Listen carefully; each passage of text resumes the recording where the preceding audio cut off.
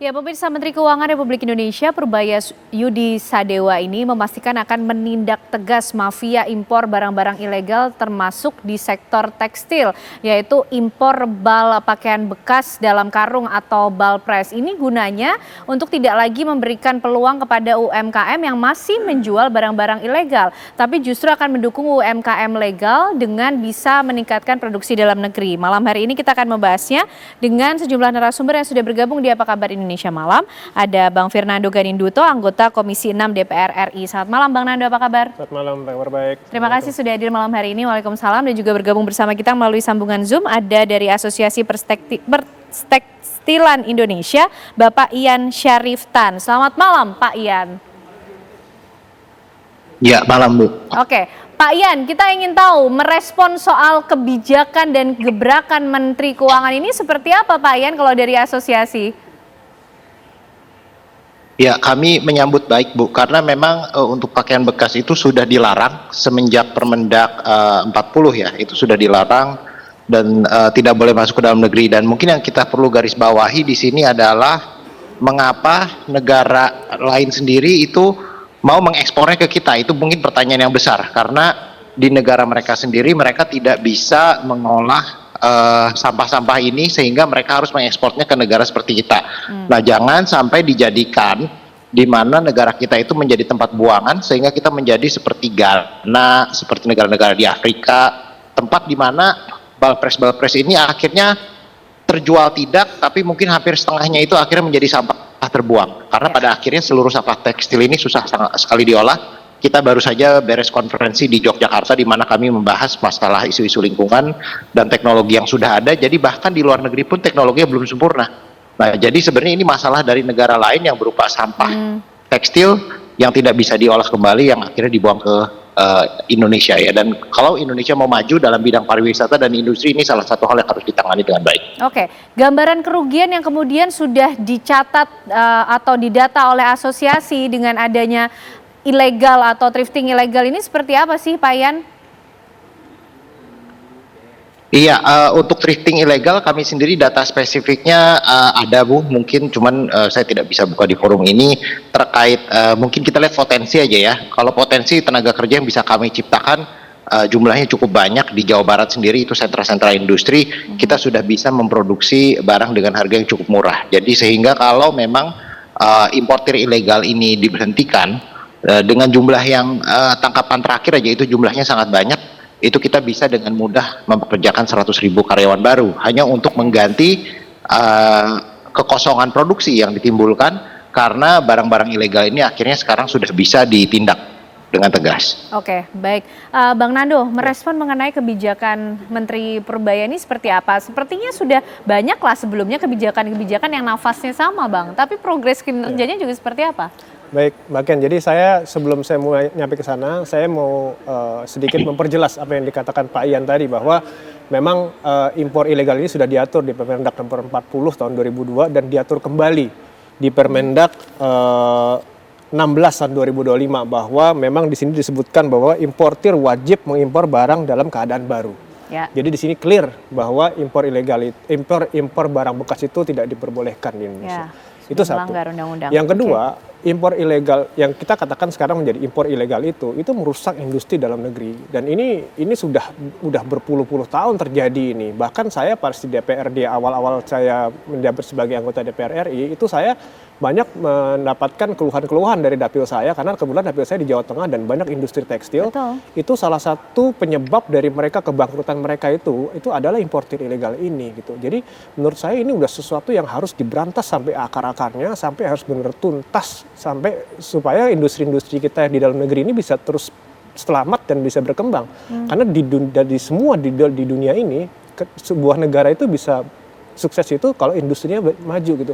Bang Nando, tapi mengenai kebijakan yang nafasnya seperti ini kan bukan hanya kali ini ya kita dengar. Betul. Selama ini DPR melakukan kajian atau analisis, kendalanya di mana sih Bang? Kok sepertinya belum efektif atau maksimal? Jadi gini, jadi Kementerian Perdagangan itu sudah membuat namanya Satgas Pemberantasan Impor Ilegal. Itu terdiri dari 11 kementerian dan lembaga. Di antaranya adalah Kementerian Perdagangan, Kementerian Keuangan di antaranya, Kejaksaan Agung, polisi dan seterusnya. Itu sudah berjalan dengan baik dalam setahun terakhir gitu. Nah, Namun ini kan Satgas ini kan sifatnya ad hoc gitu. Jadi ini saya akan sarankan ini harus dilanjutkan gitu. Karena jangan sampai ini berhenti. Karena pemberantasan ini harus terus berjalan gitu. Makanya saya begitu kemarin dengar Pak Purbaya ngomong bahwa dia akan memberantas ini, saya dengan senang hati mendukung ini, sangat mendukung gitu. Karena kita memberantas benar, tapi kita harus memberantas perusahaan-perusahaan si importir yang bandal-bandal ini. Kita harus matikan mereka gitu. Gimana caranya? Ya Kementerian Keuangan harus turun, Kementerian Perdagangan harus turun, polisi harus turun, Kejaksaan semua harus turun. Kita bersatu padu memberantas ini, karena dengan cara ini kita bisa memperkuat industri dalam negeri kita. Kalau tidak, habis industri kita kan. Kan tahu berapa industri tekstil kita yang sudah bangkrut, gulung tikar, yang saya nggak perlu sebut di sini kan, itu banyak sekali gitu. Nah ini salah satu penyebabnya yang kalau saya bicara dengan mereka itu adalah impor ilegal ini gitu. Oke, baik. Menarik, kita ingin membahas juga mengenai inovasi Menteri Purbaya yang tidak hanya penjara dan membakar barang ilegal tersebut, tapi juga akan melakukan denda begitu bagi para pelakunya. Seperti apa kemudian implementasi dan pengawasannya? Kami hadirkan pembahasannya untuk Anda usai jeda.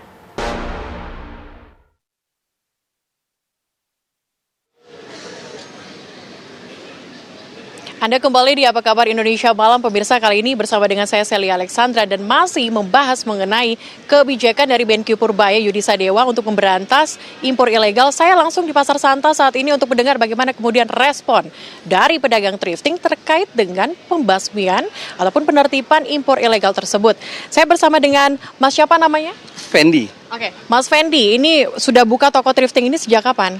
2016. 2016. Ini ada kebijakan dari Menteri Keuangan untuk menertibkan impor ilegal. Respon Anda seperti apa?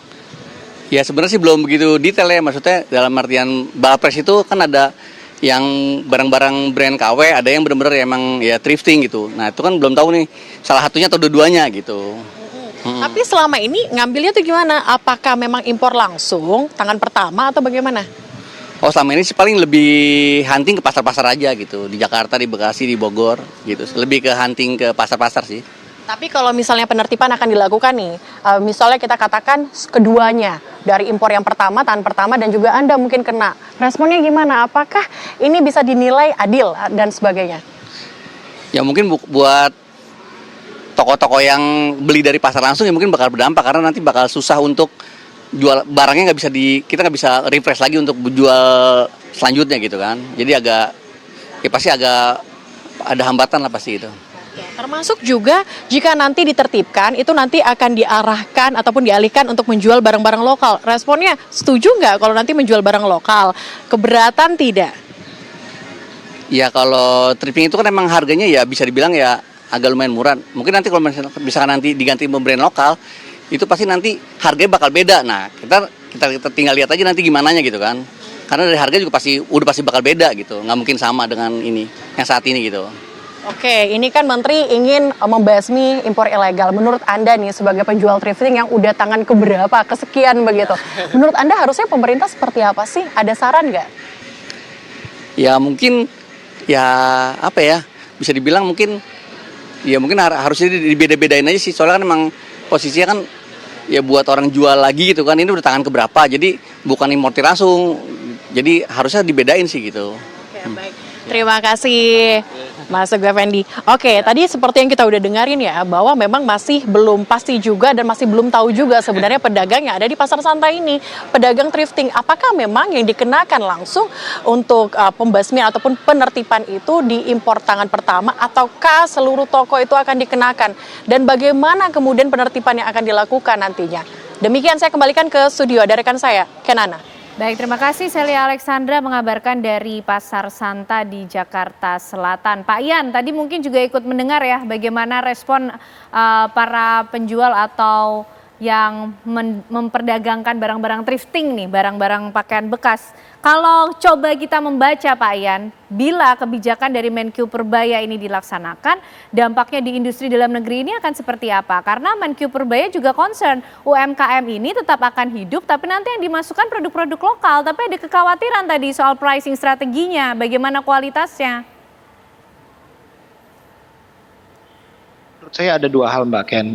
Pertama, Permendaknya sendiri melarang importasi dari pakaian bekas, tapi nggak melarang menjual. Dan mungkin ini yang menjadi hal yang abu-abu yang dimana Pak Purbaya tadi bilang bahwa nanti harus ada denda untuk membantu pemusnahannya ya. Ya. Dan kedua adalah untuk masalah apakah barang lokal ini bisa bersaing. Saya rasa barang lokal itu bisa bersaing karena kita mesti diingat jumlah loss dari barang thrifting itu 50%. Artinya yang diimpor hanya 50% terjual dan 50% lagi tidak terjual. Nah, itu juga harus dimasukkan ke cost. Bukan hanya pikirkan bagaimana cara menjual barang karena ini barang second hand murah. Dan lalu yang ketiga yang kita harus pikirkan adalah thrifting dalam negeri. Nah, kan kita nggak melarang nih untuk merek-merek internasional yang sudah berjualan di mall-mall, mereka juga harus punya planning, circularity dan sustainability di mana mereka wajib mengkoleksi pakaian-pakaian bekas. Ya, saya yakin kaum wanita yang senang shopping, bahkan istri saya sendiri bajunya tuh selemari. Nah, itu pun jadi sumber pengganti untuk thrifting yang sebenarnya itu harus kita jual dulu. Barang thrifting dari hasil penjualan produk yang memang sudah diimportasi secara legal dan memang betul-betul made in Indonesia. Lalu nanti produk UKM itu akan terisi dengan sendirinya. Dengan adanya pasar, saya yakin produksi akan meningkat dan teman-teman di UKM itu produksi baju udah sangat murah. Kita ambil contoh waktu pas saat partai itu baju partai dijual dengan harga 11 sampai 15 ribu per piece. Saya rasa baju thrifting nggak ada yang lebih murah dari baju partai. Jadi apakah kita mampu? Iya kita mampu, tinggal marketnya saja disediakan. Nah kalau di market tersebut disaturasikan dengan bahan-bahan yang merupakan sampah dan mungkin masuknya juga nggak bayar pajak, nah itu kan unfair trade ya lebih ke arahnya. Oke, baik Bang Nando. Jadi itu... sehingga industrinya mau nggak mau harus gulung tikar. Terima kasih. Oke, baik Bang Nando, itu proyeksi atau gambaran dari Pak Ian juga ya sebagai pelaku usaha juga. Jadi skemanya sebetulnya sudah bisa ada gambaran ketika kebijakan ini dilaksanakan. Tapi kembali lagi tadi soal masih ada challenge ternyata. Ada kecurigaan apa dari DPR yang melihat bahwa ini kok sepertinya jadi PR lama yang belum tuntas juga gitu Bang Nando. Ya. Jadi gini, memang kalau saya sebelum masuk ke bagian pasar ya, kan kita sepakat, satu Indonesia sepakat bahwa kita harus berantas nama impor ilegal ya. Jadi kan impor ilegal ini kan sudah berlangsung puluhan tahun, Mbak. Jadi ini juga bukan Satgas, ini juga udah lama berjalan gitu. Nah, kenapa pertanyaan kami ini kenapa kok impor ilegal itu masih terus ada gitu? Apa yang terjadi gitu? Bayangkan Satgas itu sudah 11 kementerian lembaga di dalam Satgas itu. Kurang apa lagi gitu? Jangan-jangan dari 11 lembaga ini yang bermain gitu. Saya curiga juga. Ada kecurigaan ke sana. Loh, terus kenapa nggak selesai gitu? Itu termasuk diantaranya kejaksaan di situ, polisi di situ, ada beberapa kementerian di situ, termasuk bea cukai semua udah ada masuk situ. Sehingga ini jadi langgeng begitu Bang. Apa yang kurang di situ cuma? Kok masih belum beres-beres gitu? Apakah presiden harus turun masalah ini? Kan kita harus menanyakan balik kan. Nah, saya masuk ke dalam pasar. Jadi sebelum dunia tekstil ini berantakan ini kan saya kan banyak di dapil, saya kan banyak industri tekstil ya. Jadi kan mereka kan selalu komplain mengenai saya masalah terbesar di dalam perizinan itu adalah impor ilegal gitu. Saya yakin kalau impor ilegal ini kita berantas, saya yakin industri lokal itu bisa bergerak lagi gitu kan. Bayangin aja kemarin kita bicara tekstil yang perusahaan yang besar yang PHK yang bangkrut itu aja PHK puluhan ribu orang, belum yang kecil-kecil. Nah, kalau misalnya itu industri impor ilegal ini kita berantas dan mereka bergerak lagi dengan industri lokal, nanti kan bisa menggerakkan pasar juga gitu. Jadi kita sepakat bahwa peraturan ini harus kita terapkan dulu gitu. Jangan kita ngomongin pasar, kita terapkan harus kita bereskan dulu gitu. Karena ini kan udah jelas peraturan tadi saya udah bacakan jelas gitu. Ini harus kita berantas dulu gitu supaya industri lokal ini bisa berjalan gitu. Jangan sampai industrinya mati gara-gara impor ilegal yang notabene adalah ilegal gitu. Jadi baik. Pak Ian, itu indikasi dari DPR yang coba untuk mengurai apa yang sebetulnya terjadi ya dalam kejahatan ini begitu. Tapi Pak Ian mungkin juga bisa memberikan gambaran sebetulnya keuntungan dari kemudian memperjualbelikan barang atau pakaian bekas ini sampai sebesar apa sih Pak? Kok kemudian jadi suatu industri yang sepertinya susah sekali untuk diberantas? Ya, saya rasa keuntungan pasti ada ya Mbak Ken, karena kan namanya pakaian bekas sebenarnya dari negara asalnya itu mungkin mereka juga dari koleksi-koleksi sumbangan yang sebenarnya dibagikan dan di pengiriman gratis. Jadi model bisnisnya dari eksportirnya itu mereka hanya repacking untuk membuang sampah. Jadi dari negara asal untuk membuang sampah itu juga sudah ada fee di mana mereka bayar untuk ya kayak kita di sini ongkos TPS lah. Nah tentunya ketika sampah ini kemudian diekspor, jadi bisa-bisa sampahnya hanya 0. Nah di sini dijual dengan harga 25.000, ya mungkin tinggal selisihnya itu adalah ongkos logistik dan ongkos pengiriman. Dan itu yang menyebabkan marginnya itu juga masih mumpuni. Cuman masalah utama yang kami dari asosiasi garis bawahi, kalau kita di dalam negeri masih belum bisa menyelesaikan masalah circularity dan masalah sampah dari barang hasil jualan kita juga, yang sekarang pemerintah mungkin sedang membereskan masalah sampah-sampah di TPS. Janganlah kita menambah PR baru dengan sampah tekstil, karena jujur sampah tekstil itu kategorinya sedikit lebih tinggi daripada sampah plastik ya untuk mengurainya. Jadi ini hal yang sangat perlu diperhatikan. Kita mesti buat roadmap yang jelas agar bukan hanya barang hasil produksi dan juga barang hasil penjualan legal yang kita bisa ini, baru kita bahas apakah sebenarnya barang ilegal ini boleh apa enggak. Karena kalau namanya ilegal sudah pasti merugikan, apalagi dari sisi pendapatan negara, dan di mana kami industri-industri dalam negeri tentu sangat setia mengawal negara ini dengan membayar pajak dengan patuh. Seluruh pembelian kami sudah berasal dari perusahaan PKP yang resmi. Jadi ketika kami tiba-tiba menjual barang di pasar, dari sana saja sebelum apa-apa selisihnya udah 11%. Nah 11% ini tentunya margin rata-rata sekarang di tekstil itu 3-4%. Nah jadi hanya dari selisih pajak saja sudah sangat besar perbedaannya, apalagi kalau dilihat itu barangnya sebenarnya barang sisa yang gratis. Tentunya banyak industri yang gulung tikar. Minimum saya harap dengan dipulihkannya kembali regulasi ini, saya berharap dari pabrik-pabrik yang sudah ter-PHK dan tutup di 2-3 tahun terakhir, minimum setengahnya bisa kembali bergerak, dan itu sudah alhamdulillah banget kita bisa mempekerjakan rakyat yang begitu banyak sedang membutuhkan lapangan pekerjaan. Ya, Bang Nando gimana nih merespon atau menindaklanjuti soal ini? DPR juga pasti menjadi satu lembaga yang harus serius mengawal mengenai ini, Bang. Jangan lagi tahun-tahunnya ditambah dengan adanya hal-hal seperti ini. Gimana, Bang? Roadmap-nya nanti juga sudah di-challenge akan seperti apa sehingga hasilnya tidak sama seperti yang kemarin-kemarin, menghidupkan kembali regulasinya sehingga industrinya paling tidak tadi setengahnya bisa kembali bekerja begitu. Ya nanti kan saat ini kami lagi reses ya Mbak Ken ya. Jadi nanti begitu kita masuk sidang tentu saya akan merekomendasikan untuk kita kan intens dengan Kementerian Perdagangan ya, dengan Menteri Perdagangan Pak Budi itu. Jadi ntar kita akan panggil, kita akan bicarakan mengenai ini, karena kan statement dari Pak Purbaya ini kan merupakan angin segar ya.